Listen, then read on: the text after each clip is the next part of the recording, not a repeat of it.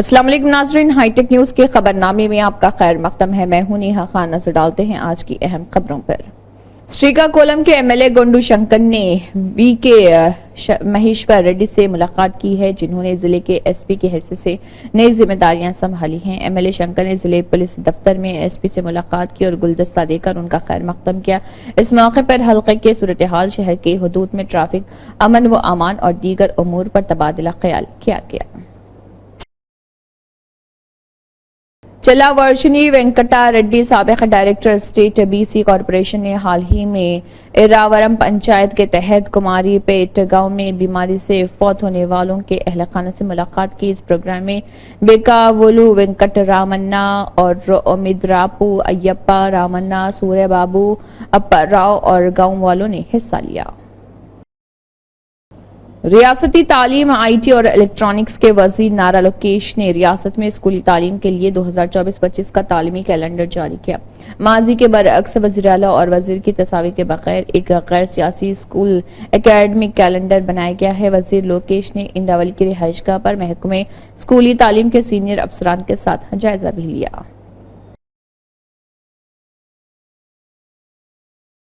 CBI के कौमी secretary comrade Narayana ने मादनापल्ली सब कलेक्टर के दफ्तर का दौरा किया। जब पुलिस ने इनकार किया तो सीपीआई लीडरों की पुलिस से झड़प हुई और सीपीआई लीडरों ने पुलिस को धक्का देकर भगा दिया।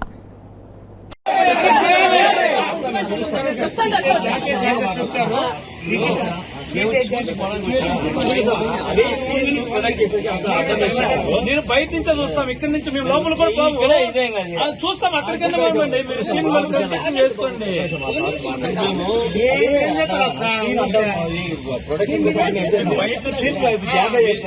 చేశారు మొత్తం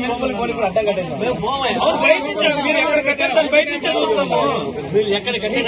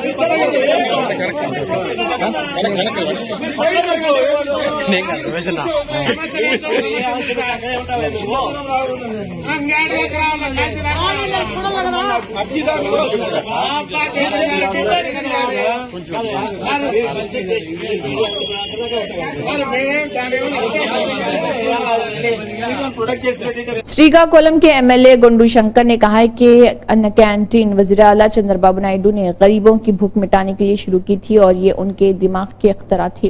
शहर के 7 रोड जंक्शन और पुराने बस स्टैंड इलाकों में तामीर की जा रही कैंटीन के कामों का मुआयना किया गया है। इस मौके पर उन्होंने खुद एदुरू, डकोला, ली और दीगर इलाकों में कैंटीन में गरीबों को खाना पेश किया। అందరికీ నమస్కారం। గతంలో అన్నా క్యాంటీన్ 14-19లో సక్సెస్ఫుల్గా రన్ అయింది. గత ప్రభుత్వం దాన్ని పూర్తిగా నిర్వీర్యం చేసిన సందర్భంగా ఇప్పుడు ఉన్న ముఖ్యమంత్రి గారు ఆయన మానసపుత్రిక అయినటువంటి అన్నా క్యాంటీన్ పునఃప్రారంభిస్తామని ఎలక్షన్ ముందు మాట ఇవ్వడం జరిగింది. అదే మాట మీద కట్టుబడి రేపు రాబోయే ఆగస్టు 15 స్వాతంత్ర దినోత్సవం సందర్భంగా రాష్ట్రంలో 100 అన్నా క్యాంటీన్లు పునఃప్రారంభం మొదటి విడతగా చేస్తున్నారు. దాంట్లో శ్రీకాకుళంలో గతంలో ఉన్నటువంటి ఓల్డ్ బస్ స్టాండ్ దగ్గర 7 రోడ్ దగ్గర ఉన్నటువంటి 2 అన్నా క్యాంటీన్ని మళ్ళీ పునఃప్రారంభిస్తూ ఆదేశాలు ఇవ్వడం జరిగింది. దీనికి యుద్ధ ప్రాతిపదికన ఇక్కడ 2 క్యాంటీన్లకి నిర్మాణం చేపట్టడం జరుగుతుంది. ఓల్డ్ బస్ స్టాండ్ దగ్గర ఆల్రెడీ 90% పనులు కంప్లీట్ అయిపోయాయి. అలాగే 7 రోడ్ జంక్షన్ దగ్గర 70% పనులు కంప్లీట్ అయ్యాయి. వారం 10 రోజుల్లో మొత్తం పూర్తి చేసుకోవడం జరుగుతుంది.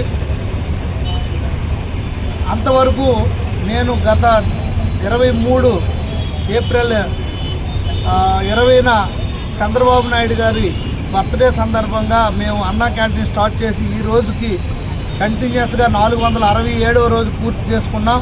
మేము ఆ రోజే చెప్పడం జరిగింది, మళ్ళీ మా ప్రభుత్వం వస్తుంది, మళ్ళీ చంద్రబాబు నాయుడు గారు ముఖ్యమంత్రి అవుతారు, ఆయన మానస పుత్రిక అయినటువంటి అన్నా క్యాంటీన్ని మళ్ళీ పునఃప్రారంభిస్తామని చెప్పడం జరిగింది. అదే మాట మీద ఉంటూ ఈరోజు మళ్ళీ రేపు ఆగస్టు 15న మేము అన్నా క్యాంటీన్లు ఇక్కడ స్టార్ట్ చేయబోతున్నాం అని చెప్పడానికి మేము చాలా ఆనందిస్తున్నాం. దీన్ని ప్రజలందరూ కూడా రాష్ట్ర జిల్లా హెడ్ క్వార్టర్ సందర్భంగా జిల్లా నలుమూలల నుండి వస్తారు కనుక ప్రజలందరూ దీన్ని వినియోగించుకోవాల్సిందిగా కోరుకుంటూ, అలాగే మొన్న ఢిల్లీ పర్యటనలో రాష్ట్ర మున్సిపల్ మంత్రి గారు నారాయణ గారికి కేంద్ర మంత్రి వర్యులు రామ్మోహన్ నాయుడు గారు అభ్యర్థన మేరకు డీసిల్టింగ్ కోసం 50 లక్షల రూపాయలు తక్షణమే ఆయన ఈ పట్టణం శ్రీకాకుళం నగర కార్పొరేషన్కి ఆయన విడుదల చేయడం జరిగింది. ఈ సందర్భంగా మున్సిపల్ మంత్రి నారాయణ గారికి అలాగే కేంద్ర మంత్రి రామ్మోహన్ నాయుడు గారికి కూడా నియోజకవర్గ ప్రజల తరఫున నా తరఫున హృదయపూర్వక ధన్యవాదాలు నమస్కారాలు తెలియజేసుకుంటున్నాను. विजय रामन्ना राव पेद्दापल्ली एमएलए ने कहा है कि बीआरएस झूठ की बुनियाद पर पैदा हुआ। हरीश राव एक सच बोलते हैं, अगर वो 10 झूठ बोलते हैं।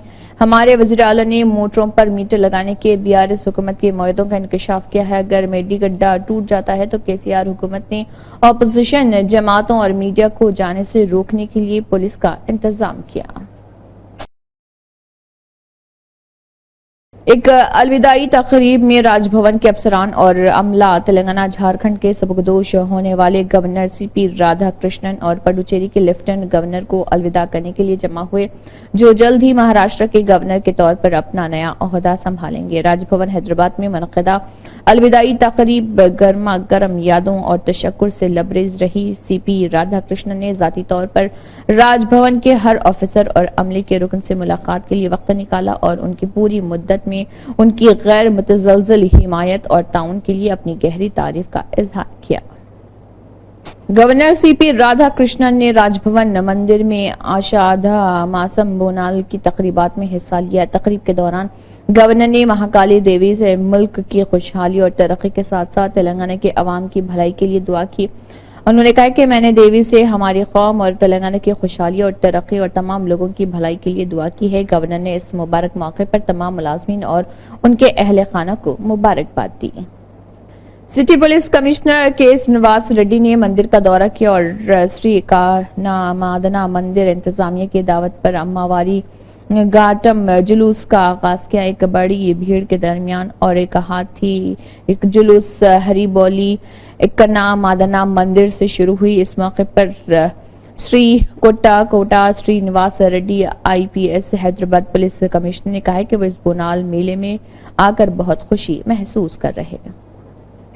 वजीर पूनम प्रभाकर ने कहा है कि मेरी जिंदगी का सबसे यादगार लम्हा काबीना वजीर बनना था, जिसमें तेलंगाना में कांग्रेस हुकूमत ने किसानों के 2 लाख कर्ज माफ किए हैं, जो मुल्क की किसी दूसरी हुकूमत ने कभी नहीं किए थे।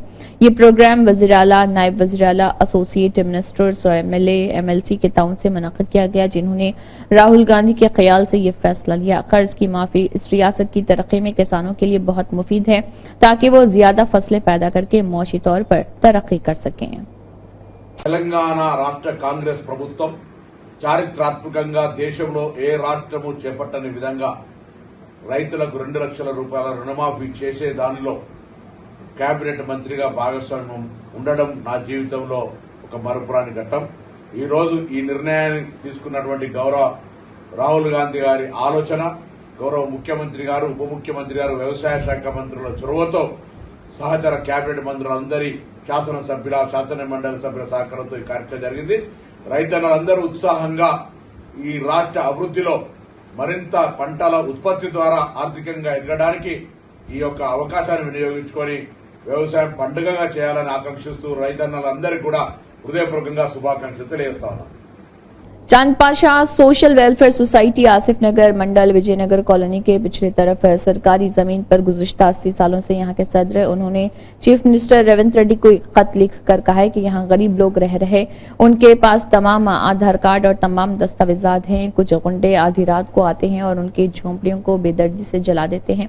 इस जमीन की शिकायत कमिश्नर से भी की गई, लेकिन लैंड कमिश्नर ने 2010 के तीसरे महीने के दूसरे दिन जियो नंबर 166 पर हैदराबाद कलेक्टर को दरख्वास्त का हुक्म जारी किया। नामपल्ली के आरडीओ और आसिफ नगर तहसीलदार ने भी पोजीशन का दौरा किया और एससी और एसटी की फहरिस्त भी 7वें महीने 2011 के 12 तारीख को तैयार की गई थी, यानी फहरिस्त में मुतल्लिका नाम और उनकी तफसीलात भी दर्ज हैं। अस्सलाम वालेकुम साहब जी, हमारा नाम मोहम्मद चांद पाशा, सोशल वेलफेयर सोसाइटी का सदर हूँ मैं सही तरह से हमारे चीफ मिनिस्टर रेवंत रेड्डी साहब को एक इन्फॉर्मेशन देता हूँ, इसको सही तरह से इंक्वायरी करके गरीब लोगों को इंसाफ होना बोल के चाहता हूँ मैं। ये आसिफ नगर मंडल में लगता है, हाँ Asif Nagar mandal Vijaynagar colony hockey ground back side के पास एक गवर्नमेंट लैंड है साहब ये। हाँ तो गवर्नमेंट लैंड पे 80 साल से जो लोग जो झोपड़ी पट्टी वाले वहाँ पे है, वहाँ पे हाँ झोपड़ी पट्टियाँ वालों को पट्टे 80 साल से है वो लोग, उनके पास राशन कार्ड है, आधार कार्ड है, इलेक्शन कार्ड है, करंट के बिल हैं, सब चीज़ है सब उनके पास। तो उन लोग झोपड़े पट्टियाँ वाले जो गरीब लोग रहते हैं ना वो लोग, तो वो लोग पट्टे मंजूर करना बोल के हैदराबाद कलेक्टर को एक फरियादी करे साहब। हैदराबाद कलेक्टर को फरियादी करने से हैदराबाद कलेक्टर साहब सही तरह से इंक्वायरी करो बोल के आसिफ नगर मंडल तहसीलदार को एम राव को इंफॉर्मेशन दिए है। तो आसिफ नगर मंडल तहसीलदार ने वहाँ पे पीएस नगर हॉकी ग्राउंड के पास जो झोपड़िया पट्टिया वालों के पास आके आसिफ नगर मंडल तहसीलदार नामपल्ली आरडीओ आके इंक्वायरी करे सब वहाँ पे इंक्वायरी करके हाँ इतने साल से आप लोग हाँ बोल के वहाँ पे एक ST SC लिस्ट तैयार करे साहब। लिस्ट कैसे तैयार करते मालूम है वो लोग, जब अगर देने का है तो लिस्ट तैयार करते। वहाँ पे क्या है बोलते मुसलमान है, मुसलमान रहने की वजह से वहाँ पे मुसलमान पे जुल्म करे साहब। मैं आपके पास आपको मैं पूरा सबूत के साथ देता हूँ, मैं पूरा सबूत देता हूँ। सही तरह से आप इंक्वायरी करो चीफ मिनिस्टर रेवंत रेड्डी साहब, मैं आपको सबूत देता हूँ। मैं वहाँ पे इतने लोग हैं वहाँ पे बोल के वहाँ पे ST SC लिस्ट तैयार करे साहब। लिस्ट किसको को तैयार करते हैं? पक्के मकाना देने का है तो लिस्ट तैयार करते साहब ये लोग। कौन हो? आसिफ नगर मंडल तहसीलदार ने, जी हाँ ये लिस्ट तैयार करे सो ये कापी है मेरे पास, ये प्रूफ है साहब। ये लिस्ट तैयार करे सो ये देखिए, ये इसमें पहले 12 आदमी को देते बोल के बोले थे साहब। ये पहले 12 आदमी का लिस्ट तैयार करे साहब। वहाँ पे टोटल रहने का 40-50 आदमी है साहब वहाँ पे। हाँ पूरे 50 आदमी, पूरे झोपड़ी पट्टी वाले गरीब लोग आए घरों में काम करने वाले। ये रहा साहब, ये देखो ये लिस्ट तैयार हुई है सो कापी है साहब। ये लिस्ट में आपको बता रहा हूँ मैं, ये लिस्ट तैयार हुई है सो साहब। ये ऑलरेडी का लिस्ट में नाम मैं बोलता हूँ साहब। थोड़े लोगों के मेरे को याद है ना, लोगों के नाम बोलता हूँ जिसके लिस्ट तैयार हुई है उनका नाम बताता हूँ मैं। खैरुन्निसा, मुमताज़ बेगम, शबाना बेगम, बिल्किस बेगम, तस्लीम बेगम, मोहम्मद यूसुफ जानी और मोहम्मद चांद पाशा, शरीफा बेगम और शालेजा, लावण्या। हाँ ये लोग थोड़े लोगों के नाम याद है साहब। हाँ तो इसमें ये लिस्ट तैयार होने की वजह से थोड़े लोगों को पॉलिटिकल पार्टी लीडरों को मालूम होने से तो क्या करे बोलते हैं एम राव तहसीलदार एम राव से नामपल्ली आरडीओ से बातचीत कर लिए साहब। बातचीत करके रात के 2 बजे रात को आके आधी रात को आके वहाँ पे गरीब लोगों पे जुल्म करके साहब, ये देखिए साहब मैं आपको सबूत देता हूँ, मैं बिना सबूत के बात नहीं कर रहा हूँ। ये देखिए साहब पूरे झोपड़िया पट्टियाँ वहाँ पे जला दिए साहब। आधी रात को आके झोपड़ी पट्टी जला दे के वहाँ पे गरीब लोगों पे जुल्म करके हाँ वहाँ पे लोगों को भगा दिए साहब। ये देखिए साहब ये पूरे झोपड़िया में पट्टियाँ जला दिए साहब। वहाँ पे स्पॉट पे मैं मौजूद था, जब वहाँ के लोग मेरे को फ़ोन करे तो मैं गया हूँ मैं साहब। ये देखो वहाँ के लोगों का सबूत है, ये पूरा है देखो साहब। तो ये पूरे झोपड़िया पट्टियाँ जलाने की वजह से मैं खुद वहाँ के लोगों को ले लेके मैं लैंड कमिश्नर विद्यासागर साहब के पास गया हूँ। तो विद्यासागर साहब, लैंड कमिश्नर विद्यासागर साहब क्या करे बोले तो नहीं गरीब लोगों के साथ इंसाफ होना चाहिए बोल के। हाँ ये देखिए लैंड कमिश्नर साहब खुद विद्यासागर साहब ने खुद ये देखो उनको दे दो बोल के आर्डर जारी करे हैं। ये देखिए साहब लैंड कमिश्नर तेलंगाना के स्टेट, ये देखो आर्डर जारी करे है, जीवो पास करे लैंड कमिश्नर साहब। क्या जब जीवो पास करे ये देखो 166 जीवो है, ये जीवो के हिसाब से ये लोगों को पूरे गरीब लोगों को दे दो बोल के ऑर्डर जारी करे हैदराबाद कलेक्टर को। तो हैदराबाद कलेक्टर साहब क्या करे मालूम है, उसमें दूसरे उन्होंने ट्रांसफ़र हो गए साहब। उन्होंने ट्रांसफ़र होने की वजह से नामपल्ली आरडीओ और तहसीलदार आसिफ नगर मंडल तहसीलदार ने तो साहब वो लोग चीटिंग करे साहब। कुछ लोग गरीब लोग उनको रिश्वत भी दिए साहब, तलब करे तो किसको, नामपल्ली आरडीओ को रिश्वत दिए हैं और आसिफ नगर मंडल तहसीलदार को रिश्वत दिए साहब। रिश्वत देने के बावजूद भी इन लोगों को अलॉटमेंट नहीं करे, नहीं करने की वजह से तो मैं खुद सिटी सिविल कोर्ट गया हूँ साहब। मैं ये देखो सिटी सिविल कोर्ट जाके ये लोग गलती कर रहे हैं तहसीलदार ये लोग बोल के, ये देखो साहब सिटी सिविल कोर्ट से मैं खुद जज साहब से बात करके, ये देखिए साहब मैं ये देखो आसिफ नगर मंडल तहसीलदार को नोटिस भेजने लगा साहब। ये देखो ये नोटिस आसिफ नगर मंडल को नोटिस भेजे, नामपल्ली आरडीओ को नोटिस भेजे और हैदराबाद कलेक्टर को नोटिस भेजे साहब। सब कितने बार भेजे नोटिस? 3 बार भेजे साहब। ये सही तरह से रिकॉर्ड दो बोल के, कोर्ट में हाजिर होना बोल के बोले। हैदराबाद कलेक्टर भी हाजिर नहीं हुआ कोर्ट में, नामपल्ली आरडीओ भी कोर्ट में हाजिर नहीं हुआ, आसिफ नगर मंडल तहसीलदार भी कोर्ट में हाजिर नहीं हुआ। सब मैं 3 बार कोर्ट में हाजिर हो चुका हूँ साहब, मेरे पास पूरा प्रूफ है, पूरा सबूत है।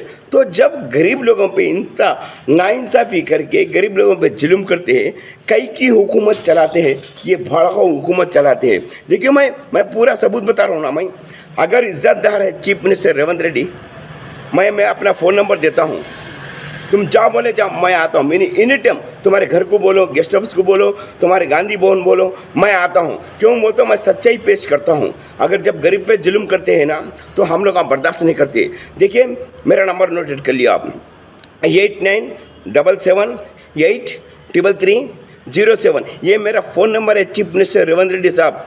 ये आपको मैं सही दे रहा हूँ। अगर आप सच्चे हैं चीफ मिनिस्टर तेलंगाना के, अगर गरीब को इंसाफ करना चाहते हैं तो फिर ये सही तरह से इंक्वायरी करके आप हैदराबाद संघ अपने कलेक्टर पे एक्शन लीजिए और आप नामपल्ली आरडीओ पे एक्शन लीजिए, आप आसिफ नगर मंडल तहसीलदार पे एक्शन लीजिए। जो आसिफ नगर पीएस नगर हाकी ग्राउंड के पास जो गरीब लोग रहते हैं झुपड़े पट्टे वाले, वहाँ से वो लोगों को खाली कर दिए हैं। अब इस वक्त वहाँ पे आधा प्लेस ओपन है, जहाँ आधा प्लेस ओपन है, आधे प्लेस पे अभी भी गरीब लोग वहाँ पे झुपड़ियाँ डाले के है, उनको पट्टे मंजूर करना चाहिए। अगर आप पट्टे मंजूर नहीं कर सके तो आप चीफ मिनिस्टर के लायक नहीं है, इस्तीफा दे दीजिए। अगर चंद यौम कबल निर्मल जिले से ताल्लुक रखने वाले इमरजेंसी एम्बुलेंस टेक्नीशियन पंडरी और पायलट नसरुल्लाह खान को 108 इमरजेंसी एम्बुलेंस खदमात में बेहतरीन कारकर्दगी पर लाइफ सेवर अवार्ड मिलने पर मधुल के रावेंद्र हाई स्कूल प्रिंसिपल साइनात और राजेंद्र के अलावा स्टाफ ने मुबारकबाद देते हुए शॉलपोशी के जरिए तहनीत पेश की। जबकि मज़कूरा एम्बुलेंस मुलाजमीन ने तलबा को इमरजेंसी एम्बुलेंस खदमात से वाकिफ करवाया। अलावा से मधुल के गंगा रेड्डी, प्रेमनाथ रेड्डी, किशन पटेल, एम अजीज, नाजिम, नागेश, सुरेंद्र ने भी शालपोशी व गुलपोशी करते हुए मुबारकबाद दी। స్టేషన్ అంటే గుండెను ఆగిపోయిన గుండెను తిరిగి పని చేయించడానికి మనం చేసేటటువంటి మాన్యువల్ వర్కర్ సిపిఆర్ అనేది ఉంది. దానికి మనము ఒక నిమిషానికి ఒక 120 సార్లు గుండెను ప్రెస్ చేసినట్లయితే అందులో మధ్యలో 30 సార్లు ప్రెస్ చేసిన తర్వాత 2 సార్లు బ్రీత్ అనేటటువంటిది ఇవ్వాలి. మాన్యువల్ బ్రీత్ ఇచ్చిన తర్వాత మళ్ళీ కంటిన్యూస్ సిపిఆర్ అనేటటువంటి చేస్తూ ఉండాలి. ఈ విధంగా ఒక నిమిషంలో 5 సార్లు బ్రీత్ ఇస్తూ 120 సార్లు మనము గుండెను నొక్కినట్టయితే అతని లోపల చలనం వచ్చేటటువంటి అవకాశం అనేటటువంటి ఉంటుంది. అది ఎప్పుడంటే అప్పుడు పడిపోగానే నొక్కడానికి వీలు కాదు. ఇప్పుడు సడన్గా మనం ముందు పడిపోయాడంటే దానిని అతని సిపిఆర్ చేయడం అనేటటువంటిది కాదు. ఎప్పుడు ఎటువంటి కండిషన్లో చేయాలి? కేవలం పల్స్ అనేటటువంటిది లేదు, గుండె కొట్టుకోవడం లేదు అనేటటువంటి సిచ్యువేషన్లోనే చేయాలి. ఓకే, ఒక తర్వాత ఒకవేళ అవకాశం ఉంటే ఒకరోజు మీకు స్పెషల్గా ఒక క్లాస్ అనేటటువంటిది వీలైతే నేను మీకు తీసుకుంటాను. Okay, thank you. दिल्ली में जंतर मंतर पर इंडिया अलायंस का धरना मुनक़िद हुआ। इसी तरह यहां हैदराबाद में भी धरना चौक इंदिरा पार्क पर इंडिया अलायंस का धरना मुनक़िद हुआ, जिसमें कांग्रेस, सीपीएम, सीपीआई, आरएसपी और दीगर पार्टियों के नुमाइंदों ने हिस्सा लिया। आम आदमी पार्टी के मोहम्मद माजिद, डेडी सुधाकर, रामू गौड़, डॉक्टर अंसारी, डॉक्टर सोलोमन राज, मुनीर, नवाज, लक्षया, यमुना गौड़ और दूसरों ने भी इसमें हिस्सा लिया। आज जहां जैसा कि जंतर मंतर में इंडिया अलायंस का प्रोटेस्ट चल रहा है, वही तरीके से सारे हिंदुस्तान के हर शहर में ये प्रोटेस्ट चला है कि अरविंद केजरीवाल साहब जो 3 बार के चीफ मिनिस्टर हैं, उन्हें नाजायज फर्जी केस बनाकर लिखकर इस काम शराब घोटाला बोलकर उन्हें अरेस्ट किया गया। जबकि ईडी ने पूरी कोशिश कर ली कोई ना कोई केस में फंसाने के लिए, लेकिन एक चवन्नी तक नहीं मिली। उसके बाद ईडी से बेल मिल गई। वो ईडी से बेल मिलने की सूरत में इमीडिएट सीबीआई आई। सीबीआई आके फिर एक नया केस बुक करी। सिर्फ नरेंद्र मोदी को ये केस नहीं है, सिर्फ अगर है तो अरविंद केजरीवाल को जेल के अंदर रखना है। क्योंकि आज हिंदुस्तान में अगर नरेंद्र मोदी को किसी से डर है, किसी से खौफ है, तो वो है अरविंद केजरीवाल। क्योंकि अब आने वाले टाइम में हरियाणा में, झारखंड में, महाराष्ट्र में और अगले साल जनवरी और फरवरी में दिल्ली में इलेक्शन है। सिर्फ मोदी को यही है कि अरविंद केजरीवाल को अगर अंदर रखे तो उन्होंने कामयाब हो सकते हैं, लेकिन एक अरविंद केजरीवाल को अंदर रखने से कुछ होने वाला नहीं है।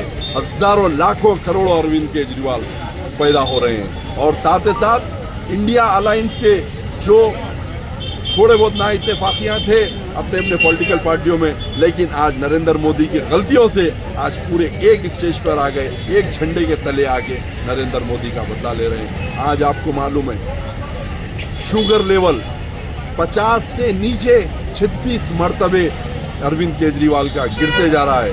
पहले ज़माने में कहते थे कि स्लो पॉइजन देना है, कि अगर कोई किसी से दुश्मनी निकालना है तो स्लो पॉइजन दिया जाता था। लेकिन आज के दौर में स्लो पॉइजन के बजाय जो शुगर और बीपी के दवायां हैं वो अगर रोक दिया जाए, वो उसको नीचे गिराता जाए, तो ऑटोमेटिक इंसान की जान को खतरा होता है। तो वही प्लानिंग से आज नरेंद्र मोदी की गवर्नमेंट जो ईडी और सीबीआई को इस्तेमाल करते हुए आज अरविंद केजरीवाल को मारने की साजिश रचा जा रहा है। लेकिन ऐसा हो नहीं होगा। हमें यकीन है अदलिया पर, हमें यकीन है कोर्ट पर हमारे हक में फैसला आएगा और जल्द से जल्द फैसला आएगा। और जो ये नरेंद्र मोदी की जो प्लानिंग है वो प्लानिंग को कुचल कर रखेगा। अरविंद केजरीवाल जिंदाबाद।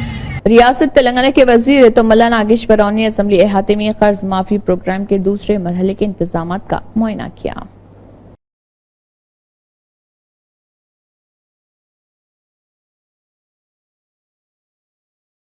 श्रीकाकुलम के एमएलए गोंडू शंकर ने कहा है कि इत्तेहाद हुकूमत का मकसद एपीएसआरटीसी को मजबूत करना है। एमएलए गोंडू शंकर ने शहर के आरटीसी कॉम्प्लेक्स में 3 नई बसों को हरी झंडी दिखाई। इस मौके पर उन्होंने कहा कि मुसाफिरों के सहूलत के लिए श्रीकाकुलम से विजयवाड़ा और विजयनगरा के लिए 2 एक्सप्रेस बसें शुरू की गई हैं। उन्होंने कहा कि आरटीसी के तहफ़्फ़ुज़ के साथ साथ अमला और कारकुनों की फलाह व बहबूद एनडीए मखलूत हुकूमत की अवलीन तरजीह है।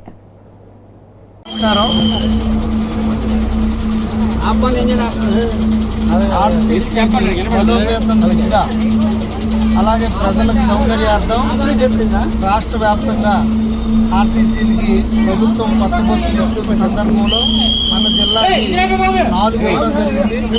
అందులో 3 శ్రీకాకుళం D1, D2కి ఇవ్వడం జరిగింది. ఒకటి విజయవాడ సూపర్ లగ్జరీ బస్సు ఒకటి. అలా ఇది ఆర్టీసీ స్వయంగా ప్రభుత్వం కొనుగోలు చేసినటువంటిది. 2 కొత్త బస్సులు హయ్యర్ విజయనగరం కోసం తీసుకోవడం జరిగింది. ఇది ప్రయాణికులకు। इसी के साथ हाईटेक न्यूज खबरनामा इख्तिताम को पहुंचता है। अल्लाह हाफिज।